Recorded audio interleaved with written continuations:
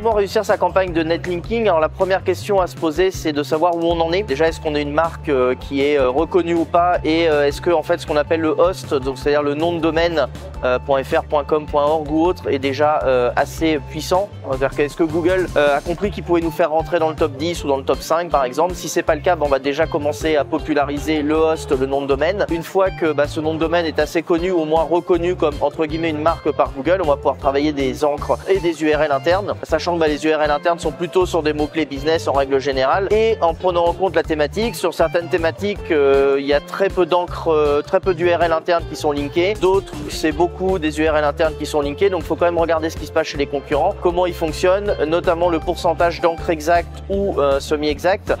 Sur certains marchés, on monte à 10-15%, sur d'autres, on est à 2-3%. L'idée, c'est plutôt de faire un état des lieux déjà du top 10 et du top 20 de sa SERP pour savoir comment il fonctionne en termes d'encre, quels sont les types de sites, est-ce que c'est plutôt du linking massif avec des petits liens, est-ce que c'est plutôt des gros médias, est-ce que c'est plutôt des gros sites, et en général, on trouve toujours une corrélation, mais il y a toujours moyen de trouver nos stratégies qui fonctionnent. Moi, après, ma stratégie, c'est toujours du lien méga thématique. Donc, j'aime pas du tout les généralistes, je préfère des liens, si par exemple, on est sur le domaine de vente de selle pour les chevaux, on va aller sur des, soit des sites qui vont parler de cuir, de textile, de couture ou de choses d'artisan ou artisanales par exemple, les vents pour chevaux par exemple, ou les écuries, ou le dressage des chevaux, ou l'équitation, voilà, et on pourrait parler de l'accessoire ou de la selle de cheval. L'idée c'est que le lien il soit logique et qu'il tombe pas un peu comme un cheveu sur la soupe, et qui est vraiment ce qu'on appelle le glissement sémantique entre le texte qui va faire le lien et en face notre URL ou le host qui va être linké.